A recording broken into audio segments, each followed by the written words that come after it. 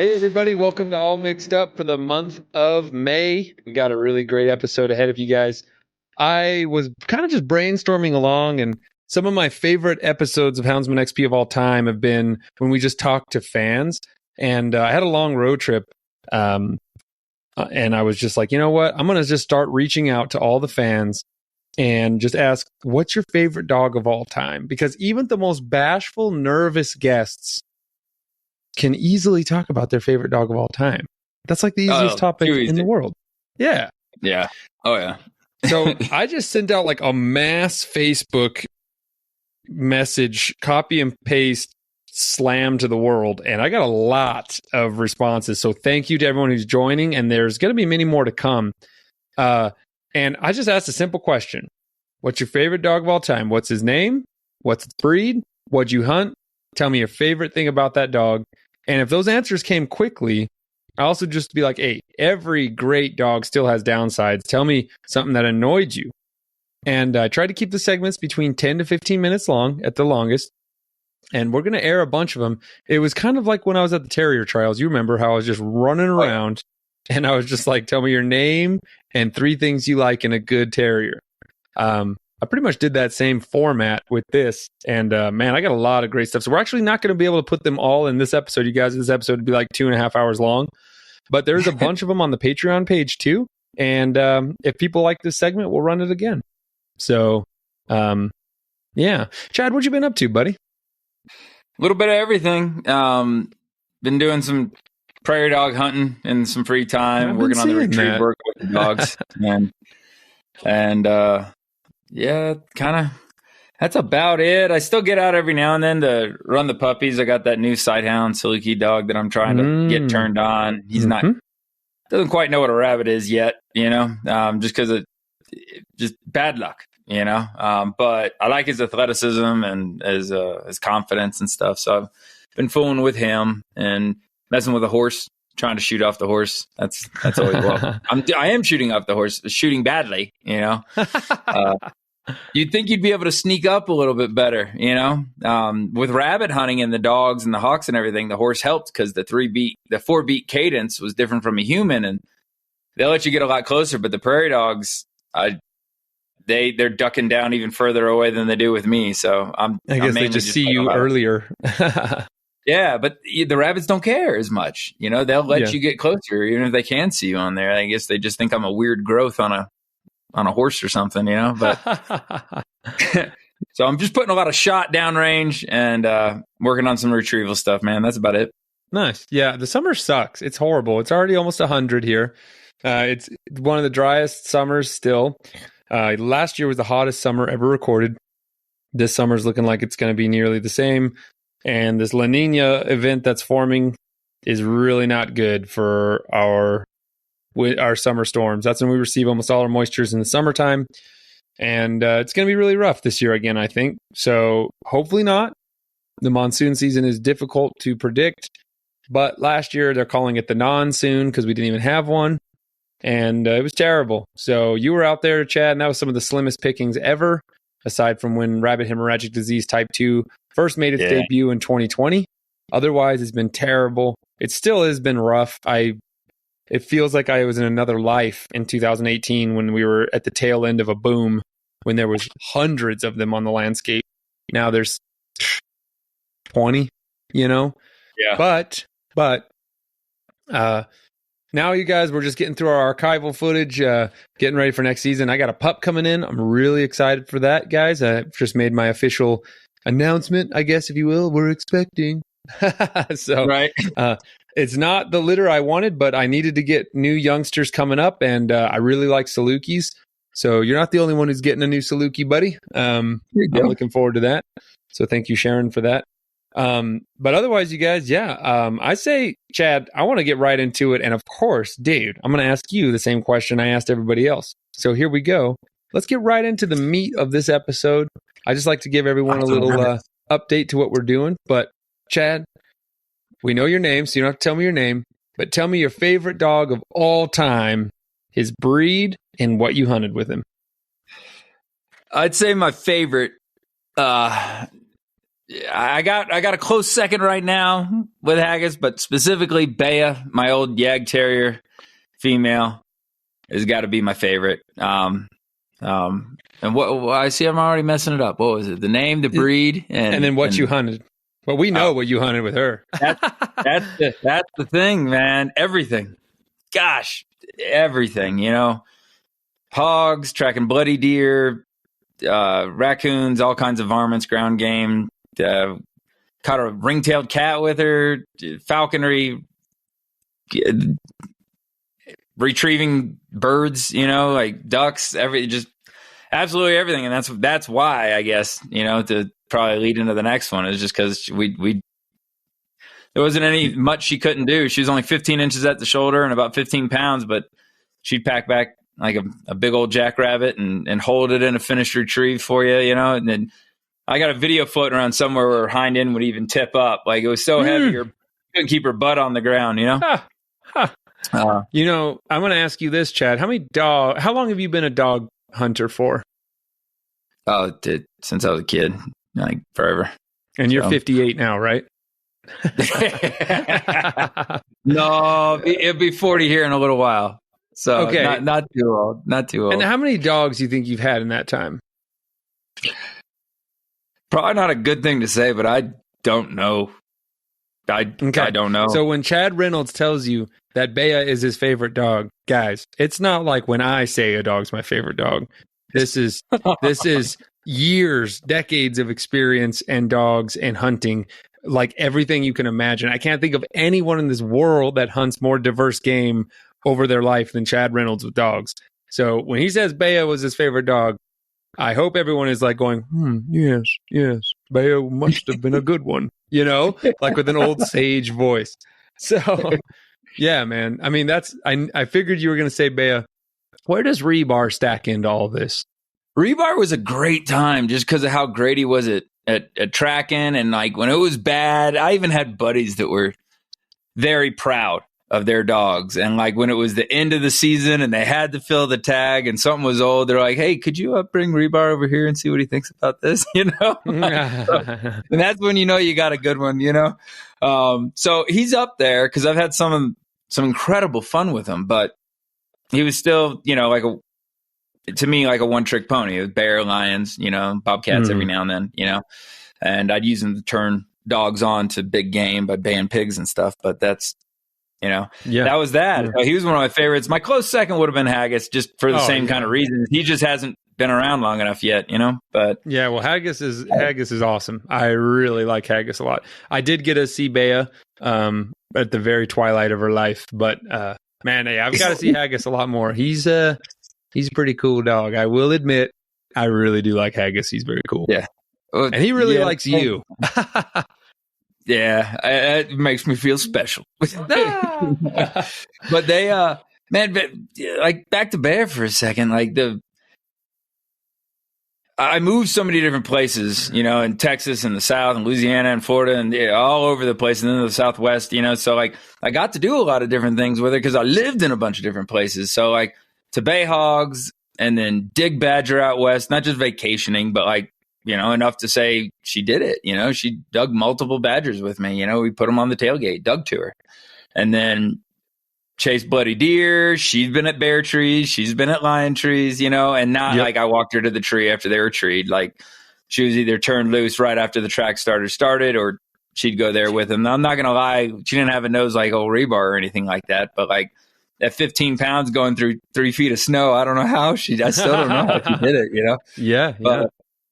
But and then falconry, like she kind of was amazing at that. A dog that can go toe to toe with a badger and really get her face chewed on a little bit, but then be gentle enough to, while chasing a rabbit, stop and sit because it heard the hawk's bells coming up over top of her head, and she just automatically knew I was going to tell her sit. And I like to kind of brag and be like, I taught her that. Well, she did. I mean, I taught her to her because she knew it was going to come, but like she started doing it automatically, So like a dog that would give up on a sight chase to a bird, That's crazy. Yeah. But still grab a hold of the spicy end of a badger. That, you know. So anyway, all the fun. And then she, you know, like when she retired and was mainly just doing falconry, she lived inside and she, you know, would hang out with my daughter and like one of the safest dogs, you know? So yeah, there you go. I don't want to twist the ears, but yeah, that's why. What was your favorite story of all time hunting with her? That was definitely, oh gosh, that's hard. Because the number one was probably when we went out and hog hunting in an area that we knew was going to be loaded with hogs. And I put her and one of my other terriers down on the ground. And then I had 2 Malinois that were catch dogs that I was trying out. And they were shining, you know, and we were with a buddy who didn't think terriers were really worth it. I love cur dogs. I had cur dogs, you know, like they're amazing dogs. I'm not trying to pretend that terriers are better, but like the way I like to hunt, they satisfied it for me. And I just had 2 terriers on the ground and we bayed and caught with the terriers and the mouse, 3, you know, 250 plus hogs. And like, it's like under an hour, you know. That picture is like a classic Chad Reynolds picture. I know exactly what you're talking about right now. Yep. That was a great time. And then just my wife was there. I had a buddy there. I had some other friends with me there. And the guy that thought they were novelty items was there, you know, like it's you know, so I got to rub his nose in it a little bit. That kind of adds a little cherry on top, you know. So that was probably one of the best days with her, you know. And we've gone on to catch more, you know, with a pile of other dogs. But when it was just back to back, they did it. We caught one and I just grabbed her by her scruff and like pitched her out into the bushes and was like, get on. And she like came back and looked at me again. I was like, go on, you know. And then like, while we're tying that one, we heard him bay up on the next one, you know, like, dude. So it was cool. Awesome. That is awesome. Nice. I got a bunch of cool people, you guys. There's some HXP fans. There's some members of the crew, past members of the crew, and many more. So we're looking forward to that, you guys. They're going to be rolling up right here. Chad, I'm going to throw my 2 cents into the bucket here. Tell us about Pronto, Seth. tell us about Pronto, the king of the prairie. Tell us about him. Okay, full disclosure, everybody. I have only been running. I've only been coursing hares for 7 years. Okay, so when I say I don't have the pool of experience with my own personal dogs, obviously, right? I only have 4 dogs. I've only had 4 sight hounds in my life. I do feel, you know, very blessed because since the day I started hare coursing, I've had a way to witness every single chase start to finish, mounted or from the air. So I feel like I've gained a lot of experience in hare coursing that may have taken decades of experience. I was able to get in, you know, a decade or less of experience because I've seen so many, you know, chases start to finish. And since I hunt with a lot of other people and I've hunted with someone like Justin, who's like extremely experienced and he's had hundreds of dogs in his life, he knows, you know, so much. He's helped catapult me into a realm of experience that just makes me feel a lot more confident to call what a dog is. And, you know, I do feel happy because when someone asks me that question, my immediate answer isn't just, oh, this dog, right? It's a hard question to answer because when you say, what is your favorite dog of all time for catching a hare, there's so much to factor into it, right? So, you know, I love Strider for this. I love Comet for this. I love Pronto for this. I love Calypso for this. But yeah, I mean, I'm a pretty basic book when it comes down to my favorite dog of all time. It's the king of the prairie, man. It's Pronto. Well, he's your superstar, man. We know about it. That doesn't make you basic, man. That's, you know, that's that. We got the videos to see it, you know? You know, like, it's just that, like, I mean, everyone, if anyone doesn't know, if they're listening for the first time, Pronto is a Greyhound Saluki cross. He's mostly Greyhound and a little bit of Saluki, just a touch of Saluki. He's really high-powered, very muscular dog. He actually has more Saluki in him than Daryl does, and a little less hot blood and more traditional hunting Greyhound in him. But they are related. He's Chad's dog's named Daryl. It's his uncle. But I think what makes Pronto, like, you know, what I love about him so much is that, you know, Calypso and he are litter mates, so they run similar, even though he's a male, she's a female. The thing about Pronto that makes him so exceptional is that he had crazy speed, but also crazy air. He could run so far at those speeds. And when you could see those videos and those pictures, you know, when I first started hunting with him in Calypso, I had a still camera from the buggy. I wasn't able to take these awesome videos that I am now. The technology just wasn't there at the time. But I did get some kind of crappy videos from a GoPro 6. But I mean, I got a video of Pronto catching a rabbit at 4:09. You know, for 2 greyhounds to catch a hare at 4:09 is crazy. Just Pronto and Calypso, you know? And Calypso was completely hammered by 2 minutes. And Pronto finished that chase so far ahead of Calypso and caught that hare at 4:09.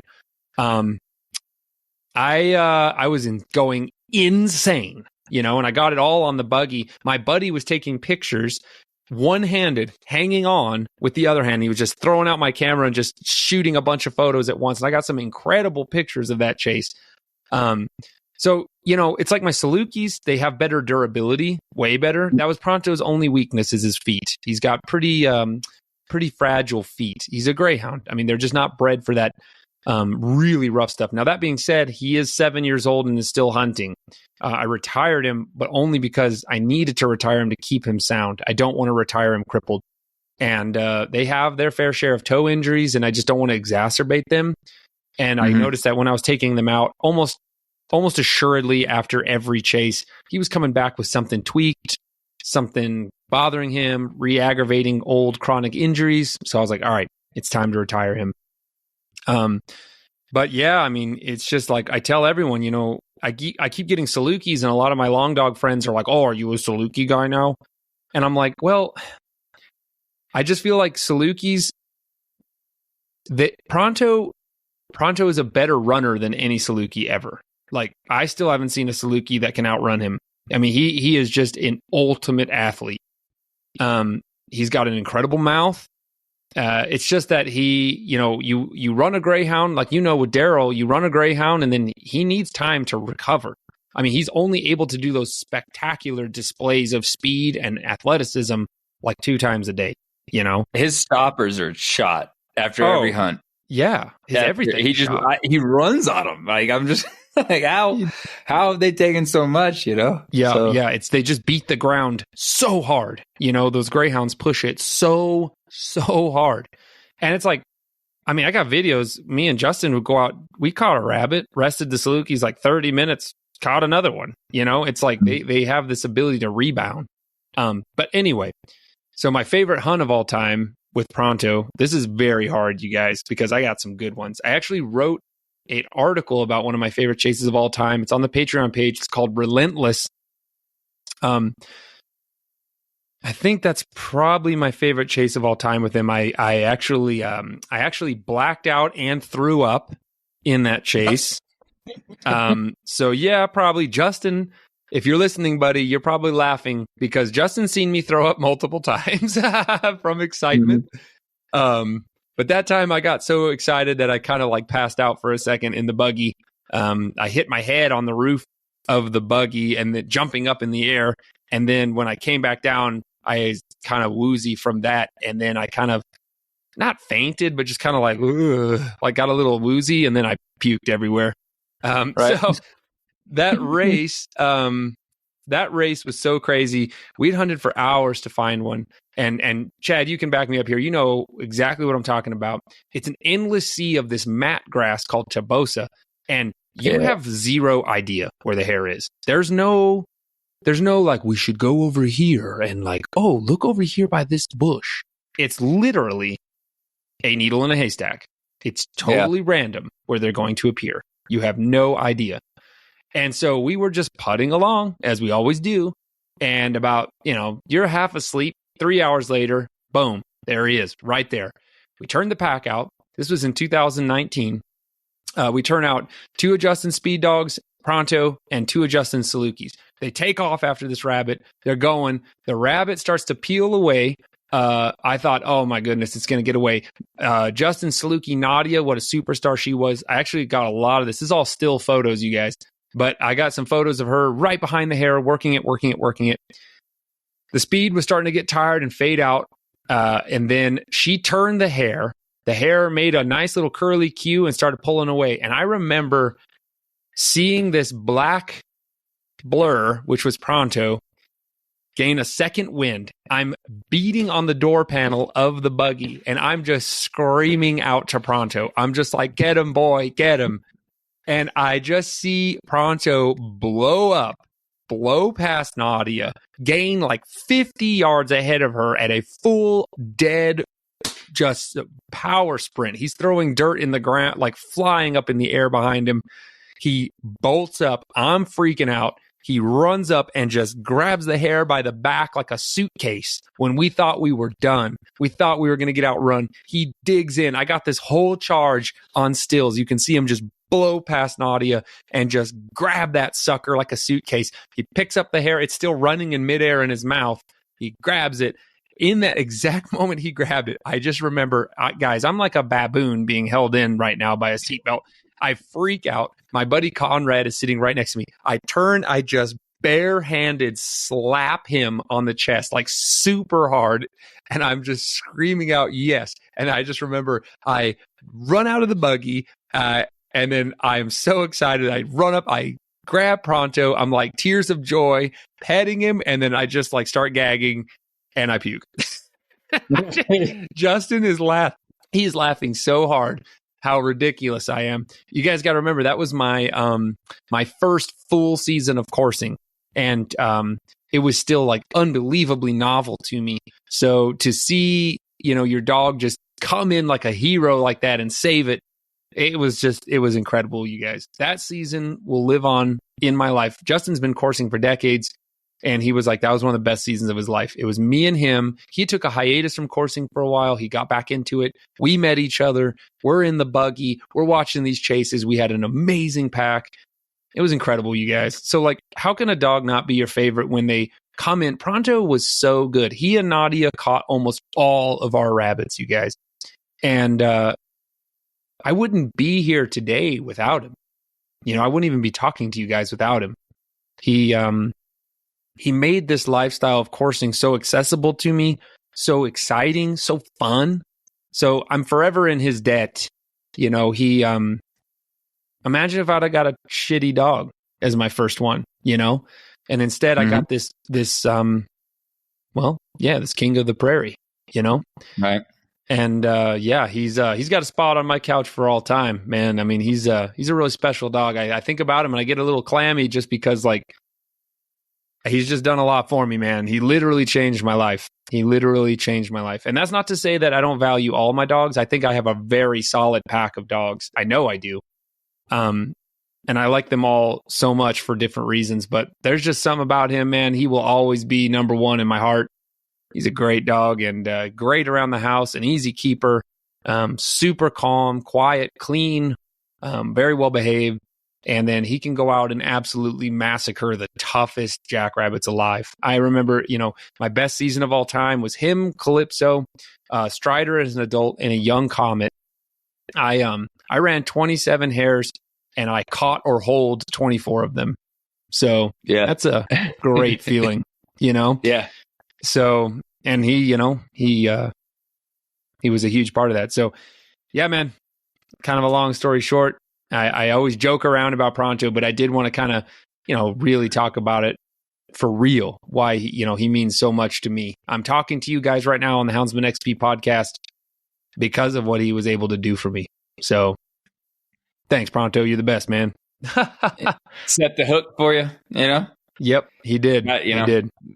Made you a courser for life, probably? Yeah, he did, man. He showed me how fun it is, and he set the bar extremely high. I think Comet and Strider definitely fulfilled everything I wanted them to do, and they just moved the goalpost in a different direction a little bit. But you know, I've seen them get smoked by rabbits that I think Pronto would have got. So I don't know. Then again, I can run Strider and Comet in where me and you ran that day, where the ground is like pure gravel, and they're like, yeah, it's fine.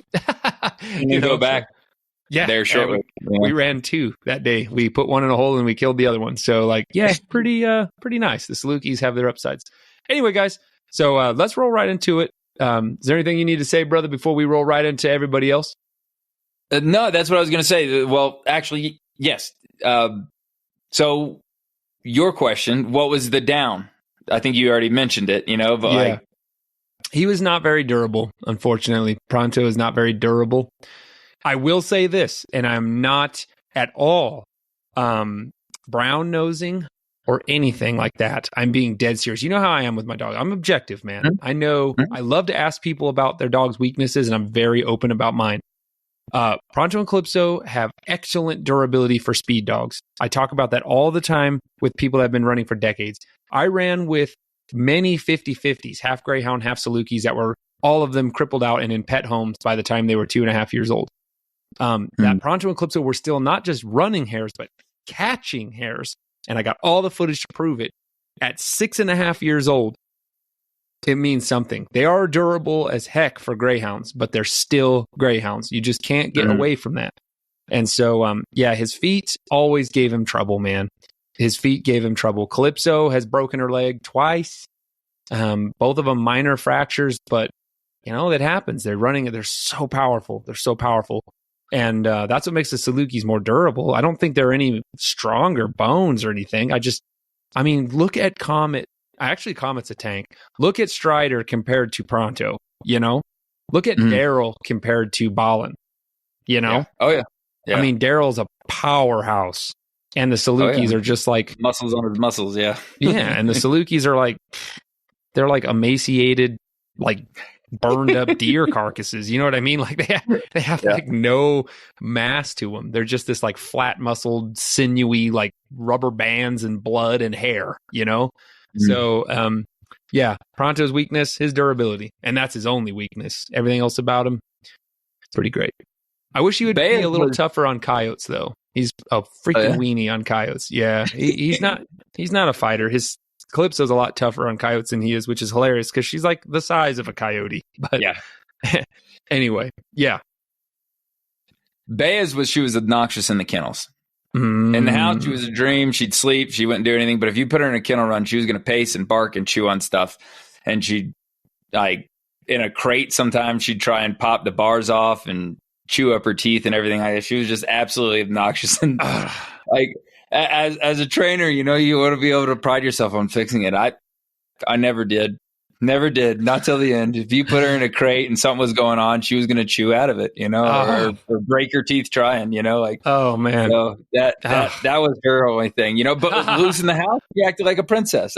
It was like some threshold issue, Yep. Who knows? Oh, that makes my skin crawl. I can't stand barkers. Oh my gosh. My now deceased bird dog pit bull mix was a barker, and oh my goodness, I wanted to crush her all the time. Yep. So, yeah. But it's so weird. You bring her in the house and she was fine. Same with Penny. Yeah. She was really peaceful and quiet in the house. She was a good dog. Besides her barking and her fence aggression, otherwise she was a great dog. Yeah, and a really good hunting dog too.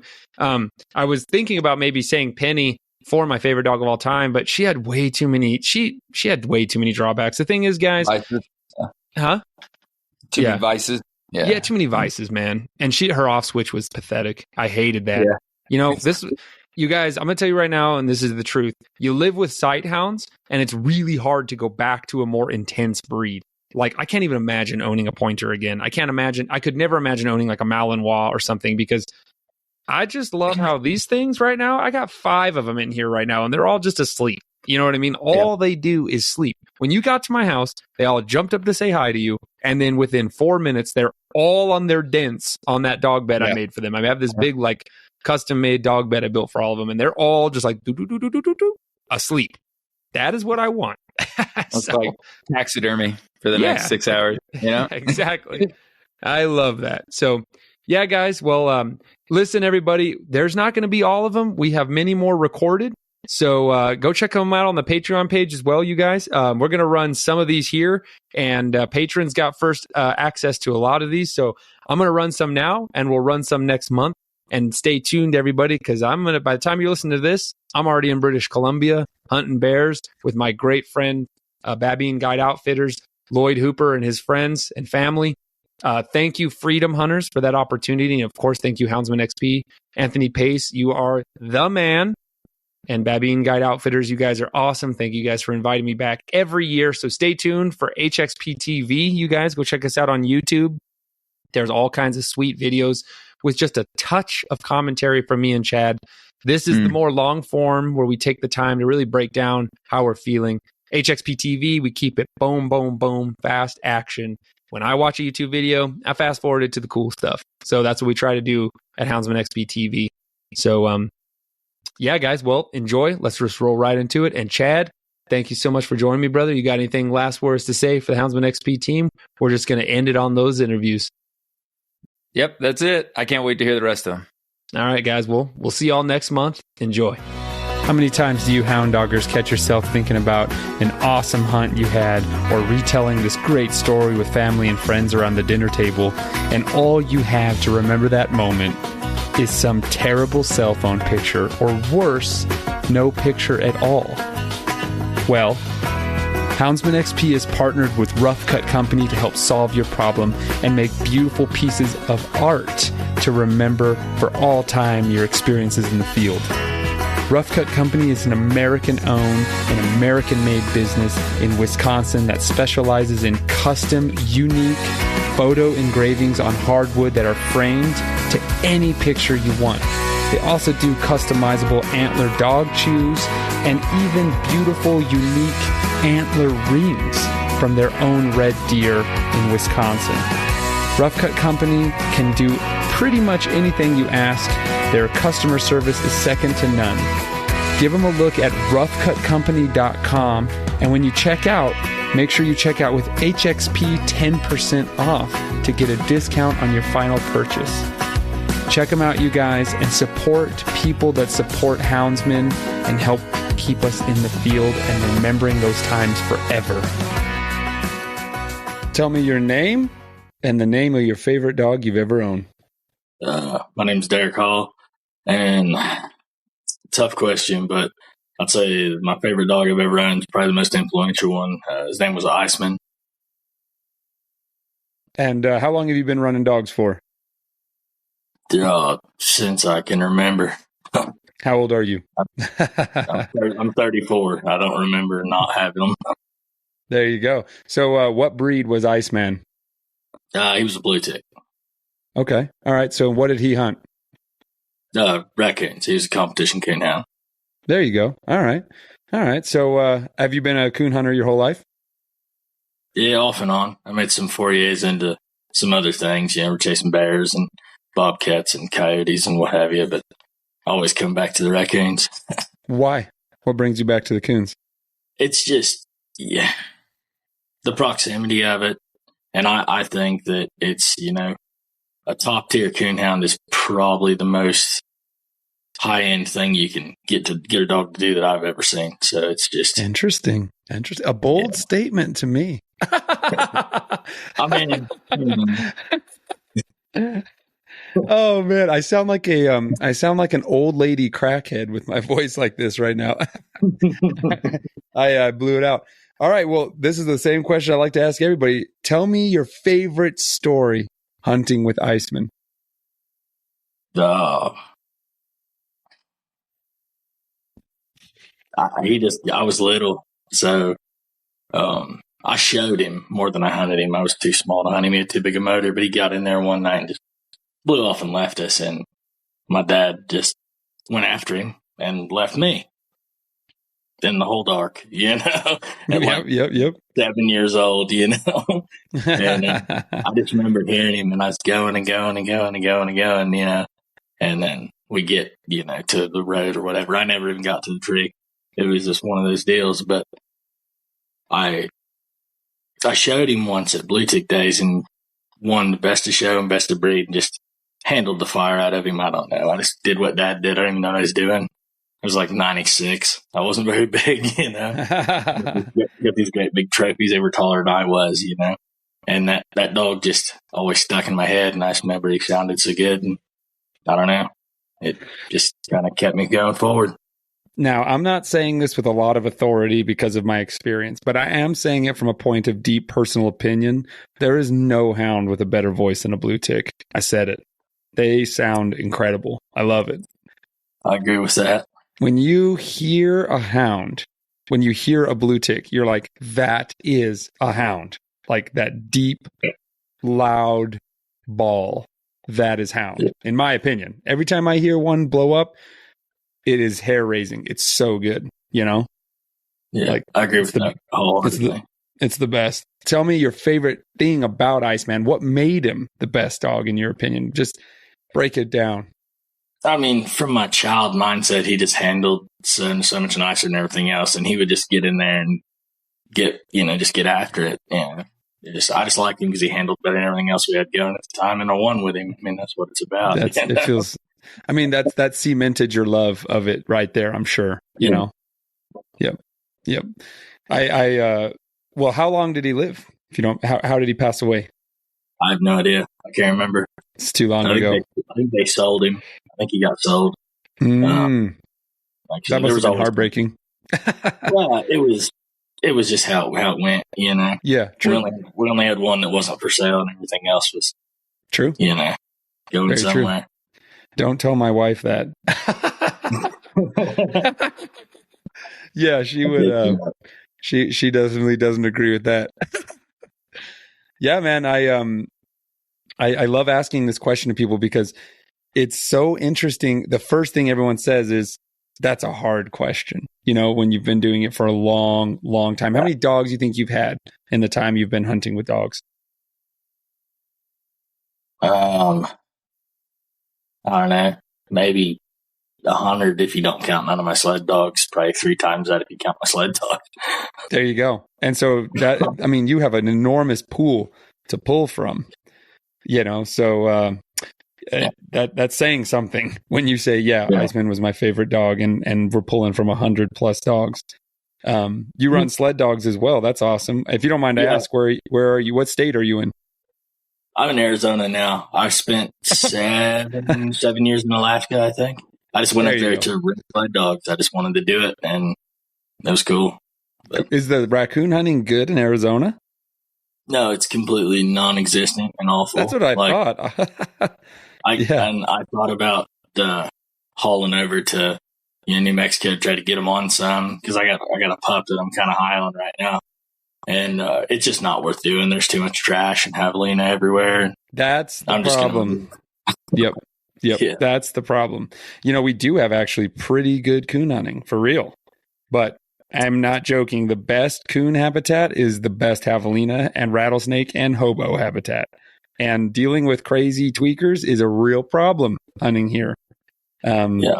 It's all of our raccoon community here in New Mexico has tons of stories of coming into a tree and there's like tweakers running around your dogs. You know what I mean? So like, out in the middle of the bosque, which is like a riparian forest. So yeah, man, that's sad. Arizona is a beautiful state, but I think it has just a smidge less diversity of hunting than New Mexico does. And a lot more people. So we're lucky too. I tried to do the lion thing and it's okay, but you know, I might ruffle some tail feathers saying this, but it ain't hard and it ain't exciting. Lions and bobcat bears gets old real quick. I was already sick of bears before I ever came here. Oh wow. Yeah, I want to cut a dog and I want it to get gone, leave me like it's late for work, and get out there and find its game and get it on, get it done. I want to see that. I don't want to cold trail something for a day and a half, you know. That's the thing about coon hunters. They all tell me, they're like, I want to turn a dog loose and it better be out of here. Like go out and find a coon. And that's cool. That's that first taste I got of that was in East Texas with Danny Butts and Dustin Machado. That's exactly how those dudes are, but not for coons, but for blood trailing and hog dogs. And they're like, when I turn these suckers loose, they better be gone. And like, they better not come back until they find a hog. And I'm like, yeah, that's badass. You know what I mean?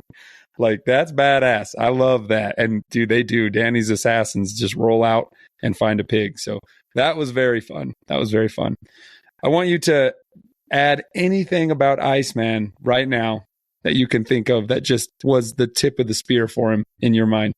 That was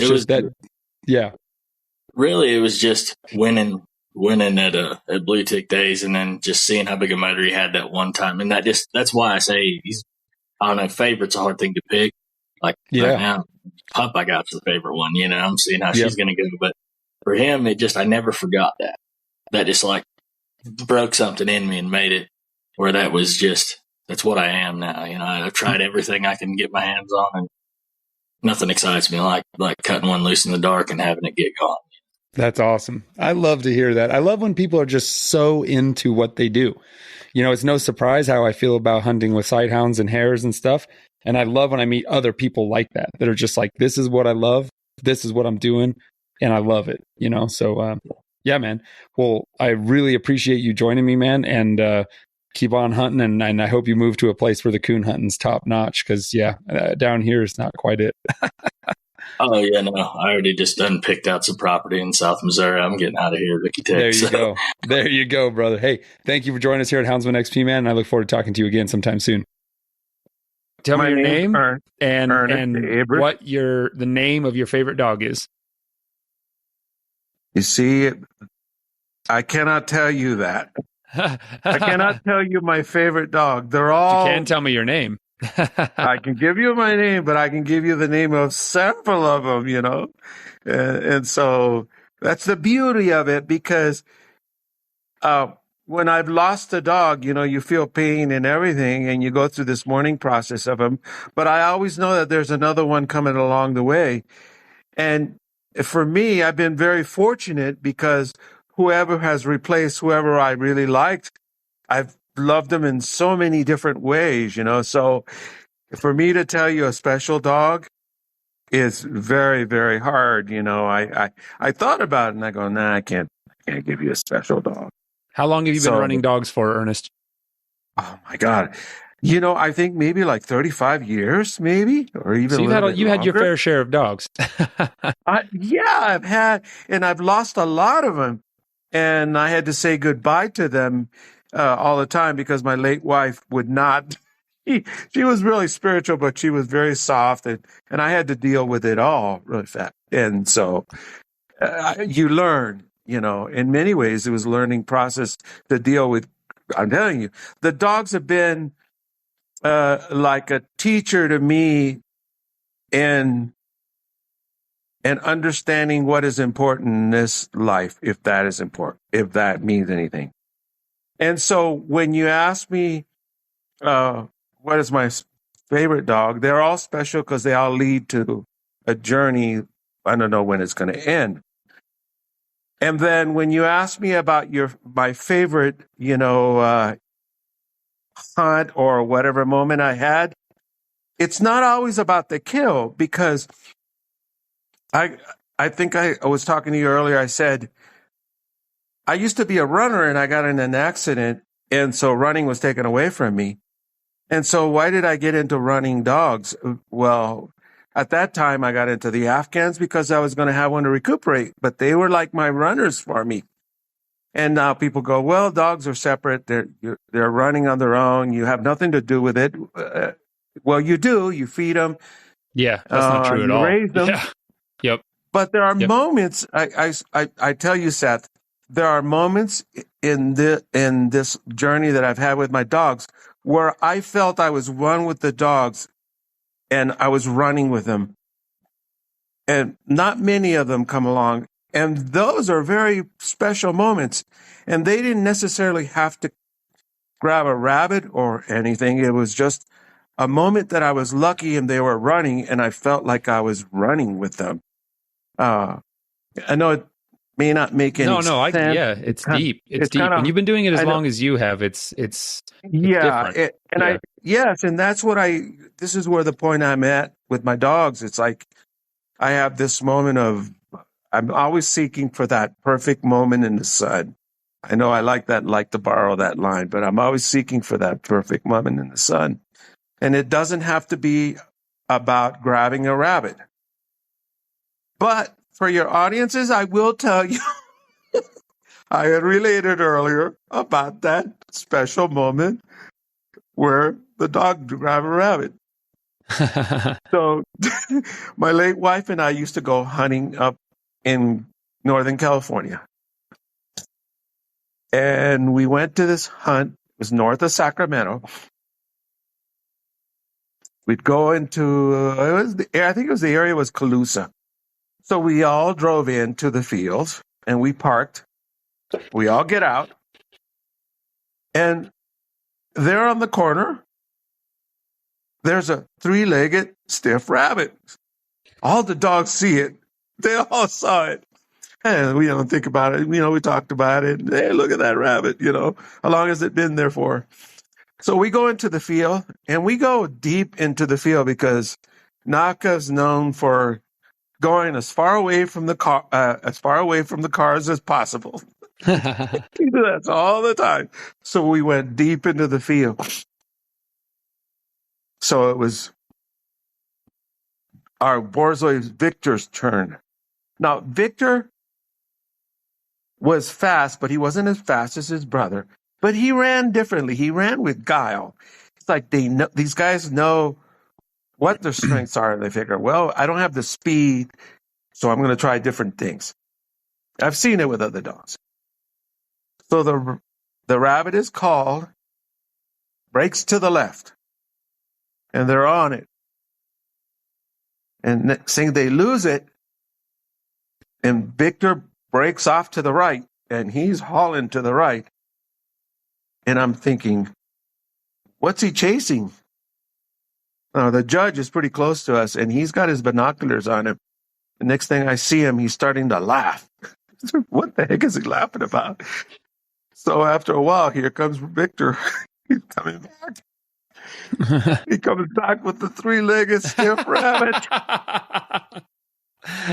Now, mind you, we had been in the field for over 2 hours. Really, seriously, we were in the field for 2 hours. So he remembered where that rabbit was, and he figures, I'm going to get a rabbit. And look, I don't know what was going through his mind. He's like, I got one. Yeah. And so, okay, that's, we're thinking, wow, Victor, you're a smart boy. Well, I'm not going to mention the name of the judge, but so the judge brings him up to the final. Because he got a rabbit. And I go, well, he didn't really course the rabbit. He's bringing him to the finals. That's awesome. That was Victor.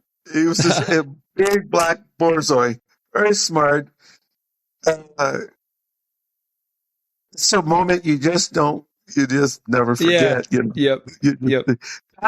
If I had to choose, for your audiences and for coursing, that's probably A great friend of mine, Karen Lanero, told me she was at a competition hunt, or maybe she was out free coursing. Either way, she was out hunting, and the dogs took off after a rabbit, and all of them came back except one. And she was like, oh no, like what happened? And so they looked for the dog, couldn't find the dog. This is before GPS collars. And so they finally were just like, well, maybe we can find it later. They go back to the truck, and the dog was under the truck with the rabbit, like underneath her truck, hiding with the rabbit it had caught. Yes. Okay, I got another real quick story for you. So Michael and his brother Tim and I, we used to go down to what's that desert place called? What is the desert over in Southern California with the big cactus? Mojave. Yeah, the Mojave. We're out in the Mojave. Yes. And you know how those fields can be with those big cactuses. They're tall. And it's kind of like sometimes like you're running through a forest. So the Afghans take off on this rabbit. They don't have a chance. Those Mojave rabbits were it's our early time. This like maybe like 10 years into the coursing, and they just don't have a chance with these jacks. Not even the greyhound had a chance. Those rabbits are just amazing. So they take off. Everybody comes back. But my dog Jazz doesn't come back, and I started worrying. So I'm walking in to where he went. And I walked over a mile, and I look back. And those guys, we had this truck that, Tim he rebuilt this big old truck, and he put a plywood platform on top. And so they were sitting up there, and I put my binoculars to them, and they're just lounging on top of the truck, on their chairs. And I get closer and I get closer, and I'm really mad because they're not helping. I was going to say, I bet you're pissed. Yeah. Oh, I'm really mad at them. And they're up there, and I see that up there drinking beers. I mean, I'm telling you, I had walked into that area for over an hour, maybe 2. It was a long time. I come back and I started hurling insults at them, and they go, "Oh, Jazz, he's been back a long time ago. He ate, he drank, and he's underneath the truck." That's awesome. Nice. These dogs know where they're at. Yeah, and that's something that's truly incredible. One time, I had a pretty crazy race. I actually got it on film, the whole thing. We got after a rabbit. Strider and Comet, my 2 Salukis, got after a hare, and they took it. It was a good course. Well, the hare went across a deep ditch, or a road, really, but it was it had such a deep cut in it that Comet didn't see it. He got flipped. He got hurt pretty good.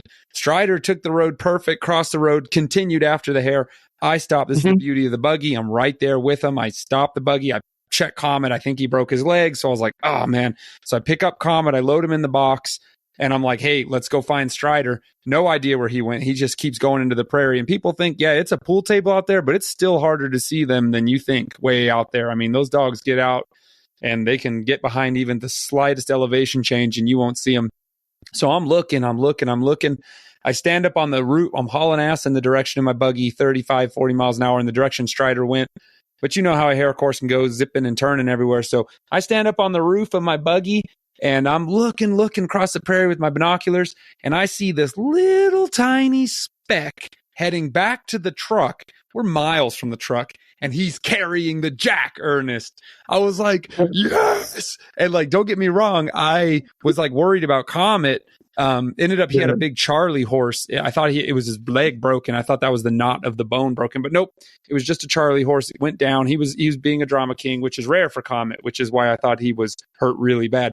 Anyway, so I get in the buggy. My buddy Shane's with me. We haul ass towards Strider, and we're hooting and hollering. I'm blowing my whistle, and then Strider hears the whistle, and he just turns and sees us. His tail's wagging. He comes walking up to the buggy. We haul ass right up to him, and he's got the jack. He was heading back to the truck, and I don't know how he knew where he was, but he was going the right direction back to that truck. My Tundra was a speck on the horizon, and he was just like, yeah, it's that way. And he caught him out there. Oh, I was so excited. Anyway, that's my go back to the truck story. I was so proud of my little Strider. He's a nice one, that little dude. So anyway, yeah, it's incredible how they can get oriented on a featureless landscape like that grassland and just be like, yeah, it's that way. And go back. So, yeah, I knew you would have good answer, Ernest. You've been running, and don't think you're an exception. A lot of people, when they've been running this long, say it's very hard to answer that question. And I admire that, because the guys that haven't been running long, like me, that's an easy question. No problem. I can answer it in 1 second who my favorite dog is. But I've only been doing this 7 years. You know, the guys that have been doing it 30 plus, they're like, damn, I've had a lot of good ones over the years. So, yeah, you know, and I'll tell you, I used to, you know, my wife always used to accuse me of that. And I thought, no, you're wrong. But she used to say that I liked the ones that used to win, and I would put a lot of time into it. And then one day I was heading to an event, and my body just shut down physically. And I turned around. I mean, I only went like 100 miles. I think I was going to Arizona somewhere, but I was driving up 99, and my body just shut down, and I turned around. And then I was thinking about it, and I go, why am I doing this stuff? You know, there really isn't joy anymore in this, you know, because you win and you win. I mean, I'm not bragging or anything, but our Afghans have won a lot of things. They've won just about anything you could win with Afghans. And so after a while, I thought about it. You know, it's like you win, and when does it become enough? And it doesn't, you know. And I think at that moment, something shifted in me. You can't do it overnight. You can't turn it overnight, but it's a start when you realize something about yourself. If you're always honest about yourself about anything, that's the first step. Some people like to say, well, you won half of the battle, but I don't know how they come up with half of the battle. But hey, but it's a start. And what you do, you start thinking about, and in my case, I started thinking, why am I doing this stuff? And then I thought about what my late wife had said, and I said, that's right. You know, you only get all excited about the ones that are winning. And so little by little, that's when I started, that's the word I'm looking for. I started to appreciate the dogs, not just for winning or being competitive, but as part of my life and enjoying them. And so like some of the dogs that I really liked the most never won anything. You know, I have stories of dogs that didn't win anything, but they were amazing. The moments that I had with them were amazing. And so I think maybe that's when it began to, I realized that they're all very special. Does that make sense? Yeah, it does. And I'm absorbing it all. I think that's a great way to close it out. Maybe we'll all be there one day where you've been doing it for such a long time that you, because I'm going to be honest, I'm still in the phase where I want to stack them up. I want to pile them up. And so I'm sure my views, like you said in the very beginning, my views have changed already in 7 years. Imagine what's going to be like in 35. And everyone listening to this that's been running for maybe less than 15 years, 10 years or less, think about that. Those are wise words, Ernest. And I want to thank you for coming on, buddy. I appreciate it as always. Well, yeah, I hope I didn't get too existential. No, you didn't, my friend. I think it was good wisdom to pass on, as always. And we'll be talking again. I got another interview coming up in a few minutes, brother. So we'll have more time again. I'd like to have you on. I have a couple more questions to ask you, brother. All right. Enjoy. Thank you, Ernest. Care. Appreciate it, buddy. Bye. Tell me your name and the name of your favorite dog ever. My name is Jacob Zachary. My favorite dog ever is a dog named Brunhilde, who generally goes by Hildy. She's a Yak Terrier. She was my first dog. She's far from perfect. You will regularly hear me yell, "Damn it, Hildy." But honestly, one of the main reasons she's my favorite is the story of how I ended up with her. And if you've heard this story a bit before, I'm sorry, but I got sick a few years ago. I was diagnosed with cancer, and I had been looking for a Yag for a while. And when doc tells you may not, there's a chance you won't be around, you kind of stop. Taking your time on stuff, and you just make things happen. So I went and got a Yag Terrier puppy, and began playing with it. That dog's name was Docs. Long story short, that dog got killed very quickly within the first 2 months of me having it. Bummer. And I was heartbroken. And I felt super guilty, called the breeder. Man, I messed up. This is what happened. And I said, I know this isn't really normal, but is there any puppies left out of this litter? I really like the looks of this litter. I'll pay you for that puppy too. And so you got to remember, like I said, I had been real sick, had to have major surgery, all sorts of stuff. And he calls me and he says, come up here. And there's one female left. And so I go up there to get Hildy. And, I wrote out a check with money I really didn't have, needed to be spent in other places, but this is what I was doing. I had decided, and I get there and I pick up the pup, and the guy knows kind of what all's going on. And I hand him a check, and he looks back at me, and he tears it up and throws it at my feet. Oh, man. And says, just let me know how she does. Damn, that's a homie. Yeah, well, and here's the other thing. He wasn't a homie. I didn't know him from Adam. he's just a good person. And I keep up with him. Now I've tried to give him a puppy out of every litter, and it'll probably continue forever because I can't get him to take a puppy back because he says he doesn't have time. But so that's how I ended up with Hildy. She was the second dog out of that litter that I had in a very important time. Like I said, I was real sick. She is what I did to break up. She is what I worked on and what we did because I couldn't do a lot. But we could go play fetch. We could go work obedience for 15 minutes. Wow. Yeah. So one of the things I've heard you say a ton is, what's the best dog in the litter? The one that gets worked the most.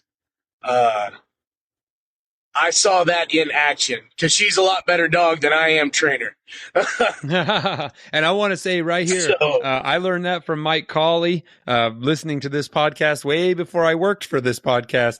Chris had an interview with Mike Cawley, a super famous hog hunter, and a guy asked him, what's going to be the best pup in this litter? And he said, the ones that hunted the most. And I was like, that's the best answer ever. So I'm pretty much a broken record with that saying. It's so true.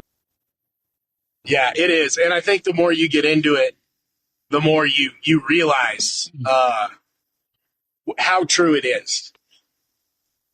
Once the genetics are dialed in, then you just work with it. Tell me, what's your favorite game, or what is the game you hunted with Hildy?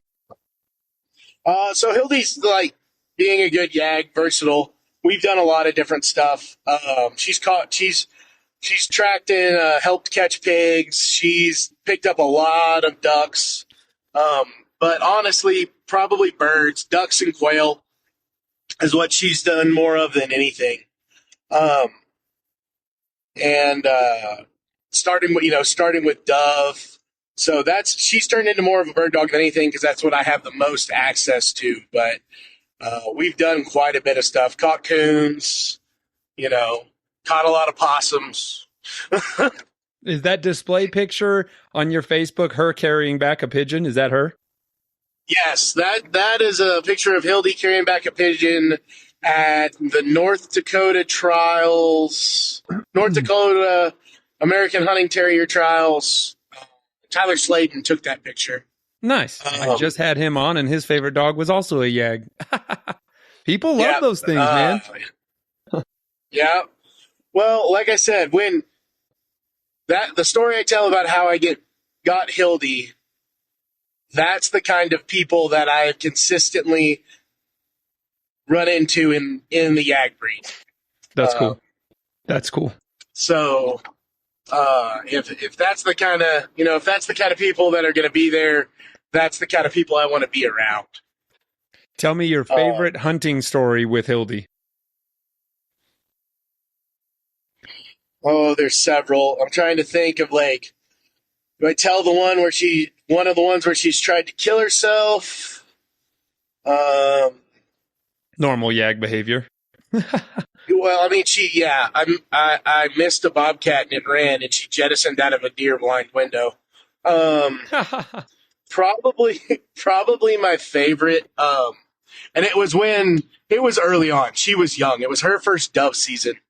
I realized very quickly, like I said, that she was a better dog than I am trainer. But anyway, we're hunting in a dove field. We're hunting in a field that is, I don't know, just a belly button high Sudan. It's put in late, but it was belly button high Sudan, so you can't see the ground very well. But underneath, there's tunnels, and the little dog can run around just fine. And so she's 9 or 10 months old, and we had worked retrieve and stuff a bunch. And this is one of her first real hunts. And we get into birds and start shooting birds. And very quickly, I end up going from shooting birds to just being the guy going around helping people find birds. And what the part that's my favorite is we would look and look and look, and we would give up. And I'd be sitting there talking to the shooter and just kind of, all right, that bird's gone. Whatever, it happens. Yep. And then inevitably, within 2 or 3 minutes, Hildy would come bump you in the ankle, and she's got a bird in her mouth. And you're awesome. We've been here for 10 minutes. Where did you find that? And it didn't just happen once. It was a regular occurrence. And so with that happening, that's probably one of my favorite stories. It's just like, hey, this is natural. This is, this isn't me. This is just her doing it. And so that's probably my favorite story. And like I said, she's my first, so she's my baby. I've only been, Hildy's 7 this year. So I've only, I've not been doing this that long. That said, I got in deep water pretty quick. I feel the same way, man. My best runner is 7 years old this year, and he's still my favorite. He's still the best one I got, and he's definitely my favorite dog. It's funny you're talking about that retrieving thing. Years ago, I used to have a pointer pit bull cross. She passed away last year, but we were out one time just out in the desert shooting our bows. And I was like, Penny liked to pick up arrows. She'd like pick them up off the ground and fetch them to you. So I had a longbow. So I just took an arrow and I just rubbed it in my armpit to put smell all over it. And I just shot that thing off into the desert, just straight up arrow volley, just launched that thing out in the desert. And she took off. And we forgot about her. She just took off looking for that arrow. And about an hour later, she showed up with that arrow and we went insane, like truly insane. Oh, yeah. She found that arrow, brought it back to us. I have never rewarded a dog. We've been drinking a little bit, so I was just like extra, excited and gushy. I picked her up. I'm like petting her. I'm like telling her she's a good girl. I love her to death, blah, blah, blah. And in that moment, just cemented in her mind that archery is the best thing ever. And from that day on, if I picked up my longbow, she would just go insane, like whining, excited. Every time you shoot an arrow, she'd start barking and running around.